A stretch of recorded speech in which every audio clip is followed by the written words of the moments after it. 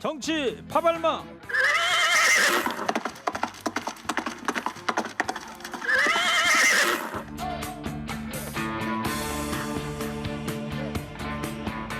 네, 추석 연휴도 없습니다. 예, 오늘도 뜁니다.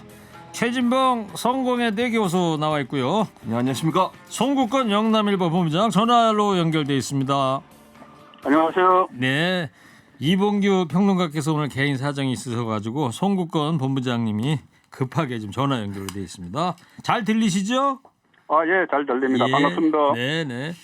자, 내일부터 이제 추석 연휴가 시작이 됩니다. 그래서 청취자 여러분들 오늘은요 21대 국회의원들에게 보내는 덕담 한 마디 추석 앞두고 있으니까요 6글자로 받아보도록 하겠습니다. 추첨해서 선물도 보내드리도록 하겠습니다. 21대 국회의원들한테 덕담 한 마디씩 6글자로 보내주시기 바랍니다. 어제 오전까지만 해도 박주선 전 국회 부의장이 국민의힘 새 비대위원장으로 사실상 내정됐다. 어제 이 시간에도 그렇게까지 저희가 말씀을 드렸는데 어제 저녁 무렵부터 상황이 반전이 됐죠. 결국 당내 정진석 부의장이 비대위원장직에 추인이 됐습니다. 정 부의장 목소리 먼저 듣고 오겠습니다. 제가 당의 최다선 중진으로서 이런저런 역할을 고민해 왔지만 제가 이 시점에서 나서는 것이 과연 적절하느냐 이런 자문을 수없이 해봤는데 제가 스스로 내린 결론은 나서지 않는 게 좋겠다라는 결론이었지만 권성동 원내대표를 비롯한 당의 요청을 제가 계속 거절할 수가 없는 그런 상황이 되어서 공적 사명과 책임을 다한다는 그런 각오로 임하도록 하겠습니다. 네, 정진석 국회 부의장 겸 국민의힘 비대위원장의 목소리를 들어봤는데 그리고 조금 전에 이제 권성동 원내대표는 사퇴 발표를 했고요. 자, 두 분은 이 정진석 비대위원장 어떻게 평가를 하는지 돌고 돌아 결국 윤핵관이냐 이런 비판도 나오던데요. 최진봉 교수님부터요. 네, 말씀하신 것처럼 돌고 돌아 또 윤핵관이죠. 별 감동도 없고 그렇다고 뭐 변화와 쇄신을 위한 어떤 변화의 모습을 보여주는 것도 아니고 그래서 아쉬움이 좀 있습니다. 아마 이제 이번 비대위 같은 경우에 쇄신이나 혁신을 할 수 있는 역할을 하는 비대위는 아닌 것 같고요. 이번 비대위는 관리형 비대위가 되다 보니까 아무도 맡으려고 하지 않았던 것 같아요. 그리고 지금 사실 혼란스럽잖아요. 국민의힘이 잘해도 칭찬받을까 말까예요. 본전 소위 그렇게 될 수밖에 없는 상황이기 때문에 서로 고사를 했고 결국 이제 그 권성동 원내대표가 정진석 의장을 계속 설득을 해서 맡게 됐는데 네. 정 의장도 제가 볼 때는 뭐 정말 하고 싶어서 맡았다기보다는 어쩔 수 없이 맡은 게 아닌가 그런 생각이 듭니다. 송국권 본부장님은요? 예, 정진석 그 비대위원장이 어쩔 수 없이 맡은 건 맞죠. 그런데 박주선 전 의원이나 이렇게 고사를 한 이유 중에 하나는 이게 상당히 독배예요. 정진석 그 위원장이 이야기한 것처럼 독배. 바로 다음 주 14일에 이 가처분 심리가 다시 있습니다. 네. 그럼 그때 이 어떻게 될지 모르고 또 지금 비대위원장을 맡은 사람들에 대해서 이준석 전 대표가 계속 조롱을 하고 이런 상황도 또 있는 거죠. 자, 그런데 정진석 그 비대위원장은 이걸 맡았습니다. 맡았는데 일종의 이것이 윤석열 대통령이 의도를 한 것은 아니지만 네. 비대위가 친정 체제로 구축이 됐다. 저는 그렇게 봅니다. 왜 예. 그러냐 결과적으로 정진석 그 비대위원장은 아시다시피 윤석열 대통령이 처음에 정치권에 입문할 때부터 아주 가이드 역할을 했죠. 당 안에서 당으로 진입하는데 털을 닦아주고 또 나중에는 이 친윤 그룹을 형성을 해서 정치적 방패막이가 되주는 그런 역할을 한 인물이기 때문에 친정 체제가 구성이 됐다. 자, 이것을 부정적으로 보면은 뭐 대두리표, 뭐 윤핵관, 또 결국 윤핵관 이렇게 이야기를 할 수도 있지만 지금 상황에서 정진석 비대위원장이 해야 될 일은 딱 하나죠.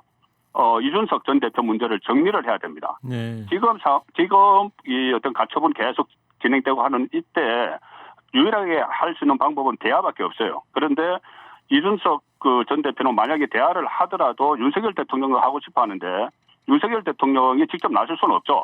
그렇다면 윤석열 대통령과 가장 많은 교감을 할 수 있는 이 정진석 비대위원장과 이준석 전 대표가 대화를 통해서 문제를 해결할 수 있는 그런 여건이 저는 조성됐다고 보기 때문에 좀 괜찮은 카드라고 봅니다. 예, 송 본부장님, 그 정진석 비대위원장하고 윤석열 대통령 간에 이번 비대위원장직을 놓고 뭔가 이야기가 오갔다고 보십니까? 어떻게 보세요? 일단 결과적으로 제가 말씀드렸다시피 결과적으로 이런 상황이 됐는데 그래도 이 용산 대통령실과 이 정부 여당 지금 또 비상 상황인데 이 비상 상황에서 전혀 나몰라라 했다면은 그것은 또 지금 맞지 않다고 봐요. 예, 어느 뭔가 정도 있지 않았겠느냐. 예. 예, 어느 정도 뭐 정무 라인을 통해서라든지 공감대는 있었다고 저는 봅니다. 알겠습니다. 자, 최진봉 교수님, 네. 권성동 원내대표가 이제 조금 전에 이제 사퇴를 했는데 이 권성동 대표의 사퇴 결정이 국민의힘의 비상 상황에서 도움이 좀 될까요? 어떻게 보세요? 사퇴한 것 자체는 도움이 될 거라고 봐요. 근데 너무 늦었어요 이미.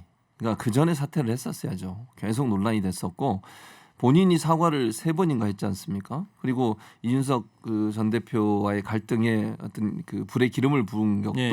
문자 공개였고 물론 본인이 원해서 공개했는지 아닌지 모르겠습니다만 그런 여러 가지 상황을 봤을 때 권성동 원내대표는 사실 윤핵관의 가장 핵심으로서 당에서 지속적으로 사퇴하라는 압박이 있었음에도 불구하고 계속 자리를 지키고 있었고 국민적 비난도 계속 받았어요. 그 실언도 많았습니다.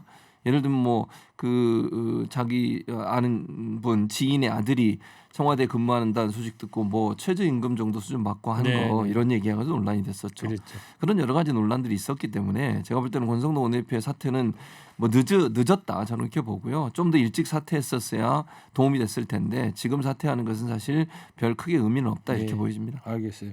자, 근데 이제 정진석 비대위원장인데 이 아까 송모부장도 이런 얘기 했습니다만 이준석 전 대표와의 관계 설정인데 어떻게 될 것 같아요, 최 교수님? 제가 볼 잘 땐 될까요? 잘 안 될 거예요. 그러니까 이준석 전 대표가 이거를 안 받아들일 겁니다. 그러니까 정진석 부의장 입장에서는 가능한 한 문제를 풀려고 할 텐데 그럼에도 불구하고 이준석 전 대표 입장에서는요. 정진석 부의장 그러니까 지금 이제 비대위원장이 됐으니까 비대위원장을 지속적으로 공격을 할 겁니다.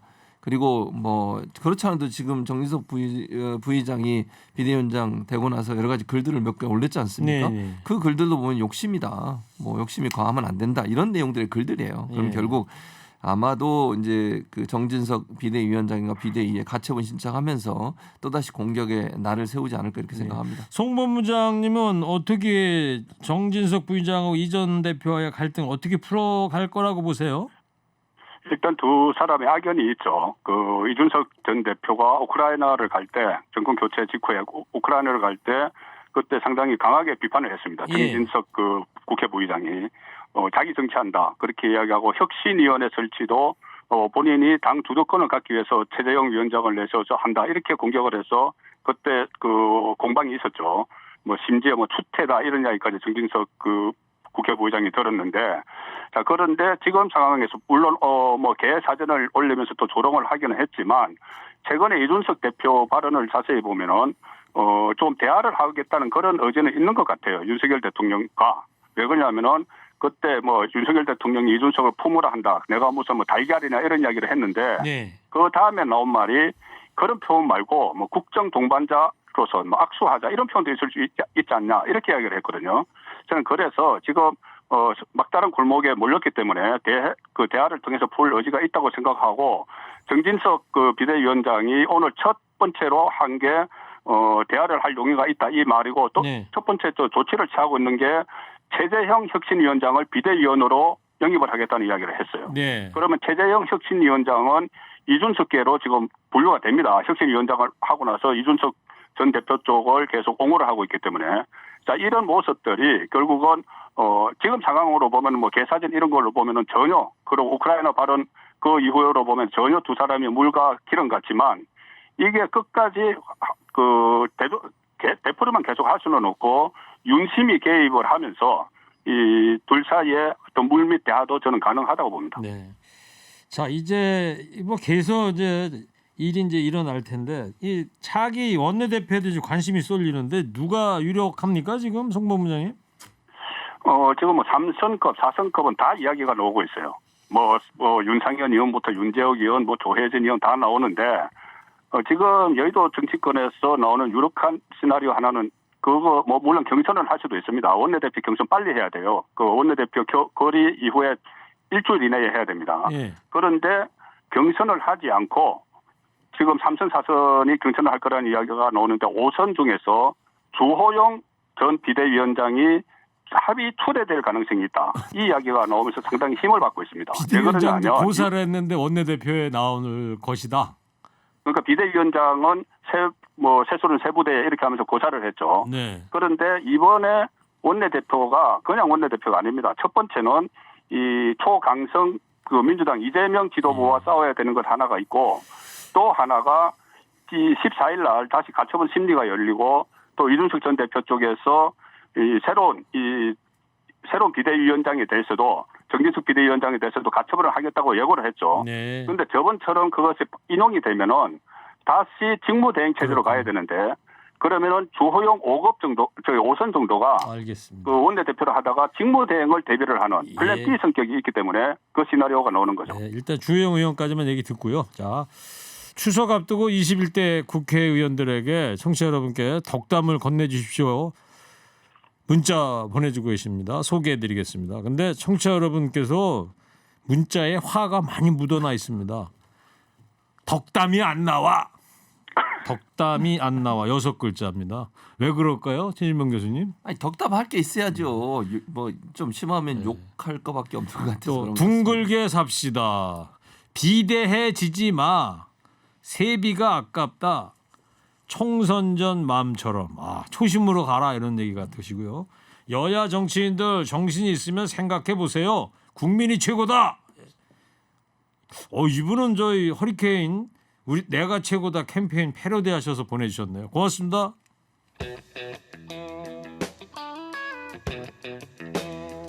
이재명 민주당 대표의 부인 김혜경 씨가 법인카드 유용 의혹과 관련해서 이제 어제 검찰 조사를 또 받지 않았습니까, 최진명 교수님? 네, 그렇습니다. 어제 검찰 조사를 받았는데 경찰의 소환 조사에도 응했고 검찰의 소환 조사에도 응했어요. 뭐 여러 가지 의미가 함의가 있다고 봅니다. 저는 개인적으로. 그리고 이번에 조사 내용은 공직선거법 관련된 거기 때문에 7만 8천 원 사용 건액에 대해서 조사를 한 거예요. 예. 그리고 이제 이 7만 8천 원을 사용하는 것을 김혜경 여사가 알았냐 몰랐냐 이게 이제 주요 그 수사의 논점이었다고 볼 수 있겠습니다. 그리고 이제 그럼 왜 김혜경 여사가 출두를 했을까? 여러 가지 포석이 있다고 제가 말씀드린 첫째는 일반인이 성실하게 수사에 임한다. 이런 모습을 보여주는 거고요. 네. 그리고 또 하나는 김건희 여사 같은 경우에는 소환을 한 번도 한 적이 없습니다. 검찰이. 그다음 압수수색도 한 적이 없고요. 주가 조작 관련해서는 아니면 허위 경력 관련해서 그렇죠. 그 대비가 되잖아요. 그런 모습도 보여주고 싶었던 것 같고. 네. 그러니까 아무리 본인의 남편이 민주당 대표를 하더라도 일반인인 김혜경 여사는 수사에 적극적으로 임해서 본인의 억울함을 풀겠다 이런 의지를 보여주는 그런 행동이 예. 아니었나 하는 생각이 듭니다. 자, 송 본부장님, 공직선거법 공소시효가 이제 내일인데 그래서 이르면 오늘 중에 기소 여부도 결정될 것이다 이런 전망도 있는데 어떻게 보십니까? 그러니까 일단 부부가 같이 기소가 될 가능성이 있다 이런 이야기가 나오고 있죠. 뭐 김혜경 씨는 경기도 법인카드 유용 의혹과 관련해서 공직선거법 위반이 있습니다. 이것이 내일이 공소시효 만료이기 때문에 오늘 중으로 기소할 가능성이 있다고 하는데 그럼 과연 기소를 할 것이냐? 이것은 경찰에서 검찰로 넘길 때 즉시 한 것을 보면은 좀 풀이가 가능해요. 네. 가장 핵심은 이 배모 씨, 사무관 배모 씨 법인카드 사적 이용을 김혜경 씨가 지시를 했거나 인지를 했는지 여부가 쟁점인데 경찰에서 검찰로 넘길 때 배모 씨와 김혜경 씨로 공범 관계라는 판단을 명확히 해서 검찰에 넘겼기 때문에 이 검찰이 넘겨받은 그 경찰 수사 기록대로 검찰이 그대로 공범 가능성에 무게를 둘 경우에 기소를 할 수 있다. 이런 의견들이 나오고 있죠. 네. 자, 이 최진명 교수님 어때요? 부부가 이재명 대표 부부가 함께 기소되는 상황이 일어날까요? 뭐 그럴 가능성도 있죠. 검찰은 어차피 기소를 목적으로 수사를 하고 있는 것으로 보여지고 이재명 대표에 대해서는 거의 99% 기소를 할 것 같고요. 예. 이런 모습이 과연 그럼 국민들이 어떻게 볼까 고민을 해봐야 된다고 저는 봅니다. 어쨌든 검찰의 입장은 기소를 하겠다는 목적을 가지고 수사를 진행하고 있고 무리한 수사라는 비판이 있음에도 불구하고 기소까지 갔을 때 그 결과가 어떻게 나오냐에 따라서 검찰의 수사가 정치 탄압적 수사였는지 정당한 수사였는지를 보게 될 것이다. 이제 법원에 가서 재판받지 않겠어요? 그 과정에서 어떤 경우가 나오게 되면 한쪽은 치명상을 입게 될 거라고 생각합니다. 네. 자, 추석 앞두고 21대 국회의원들에게 덕담을 건네주신다면 여전히 청취자 여러분의 문자 화가 많이 묻어 있는데요. 세월이 강장제 이 또한 지나가리라 이런 기조신 것 같습니다. 송편 많이 물어. 뭡니까? 저 송본부장님 송편 많이 무라 그러셨는데 경상도 사투리 같아요. 무슨 뜻이에요? 일단 뭐 명절 잘 즐겁게 지내고 예. 이렇게 지내고 명절 끝나고 정신 좀 차리라는 이야기 같습니다. 그 듣고 보니까 그럴 듯합니다. 예. 이분은 저 6글자로 저 전인권 씨 노래 제목했어요. 돌고 돌고 돌고. 또 다른 분은 너나 잘하세요. 또 뭐를 잘했다고. 그다음에 또 괄호 열고 의원을 절반으로 줄여. 예, 이렇게 의견들 보내주셨어요.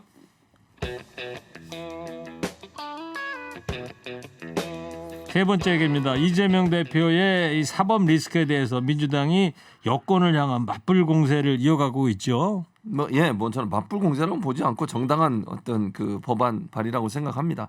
김건희 여사 관련해서 특검법을 발의를 했습니다. 김건희 여사 관련해서는 국민적 의혹이 많고요. 그 의혹이 명쾌하게 풀어지지 않고 있어요. 도이치모터스 사건 같은 경우도 다른 사람들은 다 기소가 되거나 아니면 처벌을 받거나 이런 상황이고 재판을 받고 있는데 김건희 여사만 지금 결론이 나지 않고 있는 상황이고요. 그리고 이와 관련해서 뭐 소환을 하거나 조사한 것도 없고 최근에는 녹취록이 나와서도 논란이 되고 있습니다. 허위 경력 가지고서 대학에서 강사로 일했던 부분에 사기죄나 직무 그 업무 방해죄 이런 부분에 대해서 고발이 들어갔음에도 불구하고 불송치 결정이 내려졌습니다. 한 번도 소환한 적이 없죠. 대학에 대한 압수수색을 한 적도 없습니다. 이게 이제 과연 그러면 김혜경 여사나 이재명 대표에 대한 수사와 형평성이 맞느냐 하는 부분에 논란이 있고요. 네. 현재 검찰이 김건희 여사에 대한 수사에 대한 의지가 없다라고 민주당이 보는 거죠. 그럼 결국 특별검사로 갈 수밖에 없다. 특검으로 가서 명명백백하게 김건희 여사가 말씀하시는 것처럼 아무 문제가 없다면 특검 조사에 나오지 않겠어요 결론이? 그걸 이제 민주당이 추진하는 거니까 이거는 뭐 당연히 그리고 장신구 문제 참. 이 윤석열 대통령도 고소를 했습니다. 두 가지로 고소를 했는데요. 하나는 장신구 문제. 그 장신구 문제가 왜 문제가 되냐면 공직자 재산 승고를 제대로 하지 않았다는 문제. 그리고 그 도이치모터스 주가 조작 관련해서 본인이 허위사실 유포를 대선 기간에 했다. 이 두 가지로 고발을 했기 때문에 대통령 형사수출을 임기 동안 받지 않아서 임기 끝나고 나면 수사가 진행될 것으로 생각이 됩니다. 알겠어요. 송본부장님 민주당의 특검 공세 어떻게 해석하십니까? 그러니까 공교롭게도 이 선거법 그 공소시효 만료와 연휴가 겹치는 바람에 양쪽이 크게 이 여론전을 펼치고 있죠. 뭐 차례상 민심 이것 때문인데, 자 특검이라는 것은 특검의 취지가 이런 겁니다. 검찰에서 제대로 수사를 못하고 공정한 수사를 하지 못했을 때 특검을 해서 검사가 아닌 외부인이 특검을 맡아서 하는 거지 않습니까? 검사가 제대로 수사를 못했을 때 검찰에서. 그런데 지금 이 특검법에 담은 수사 내용, 김건희 여사에 대한 수사 내용 세 가지는 도이치모터스 주가 조작, 코바나 컨텐츠 협찬 의혹, 또 학력 경력 부풀리기인데 이 세 가지 수사는 지금 한 것이 아니고 문재인 정권 때 검찰이 수사를 한 겁니다. 그리고 결론을 내지 못한 거예요, 셋 다. 자 그러면은 지금 특검을 하자는 것은 결국 민주당 입장에서 문재인 정권 때 검찰이 수사를 제대로 못했으니 지금 그 특검으로 돌리자 이 이야기하는 것밖에 안 되는 것이고, 또 이것을 하면서 169명 국회의원 소속의원 전원이 발의를 하고 규모를 최순실 특검처럼 그렇게 방대하게 하고 또 이 특검 임명 추천하는 대상에서 국민의힘을 빼고 이렇게 하는 것은 결국은 힘을 가진 다수당으로서 네. 이 여론을 선점하기 위한 그런 조치로 보이는 거죠. 알겠습니다. 네, 오늘 여기까지. 제가 한마디 더 짧게 좀 해주세요. 하겠습니다. 지금 이게 문재인 정부 검찰이 했다고 하는데 그 당시 검찰총장이 윤석열 총장이셨습니다. 지금의 대통령. 수사가 제대로 이루어지지 않았다고 볼 수밖에 없고요. 김건희 여사 도이치모터스 관련해서 도이치모터스 주가 조작 관련해서는 최근에 새로운 이슈들이 또 나오고 있어요. 계속. 그때 발견되지 않았던. 네. 그래서 그런 부분들에 대한 그 의혹이 커지고 있는 상황인데 검찰이 그 부분에 대한 수사를 안 하고 있는 게 문제고요. 지금 여러 가지 특검법 안에 뭐 말씀하시면서 왜 야당에서만 특검을 그만 좀 하라는 추천하라고 그랬는데 2012년도에 자, 이명박 전 대통령 관련해서도 두 분도 야당에서만 특검을 추천한 적이 있습니다.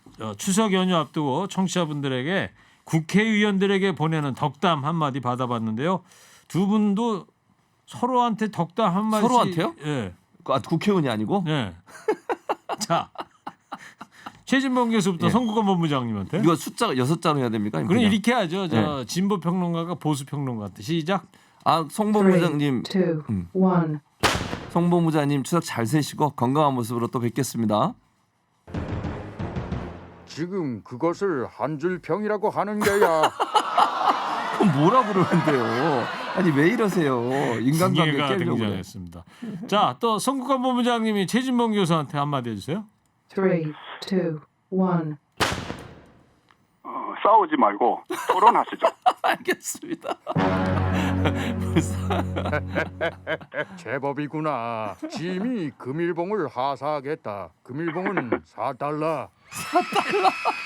4달러 받으셨네. 아유, 감사합니다. 예. 자, 두 분 추석 잘 보내시고요. 정치 파발마 지금까지 최진봉 교수 송국권 본부장이었습니다. 두 분 감사합니다. 감사합니다. 감사합니다.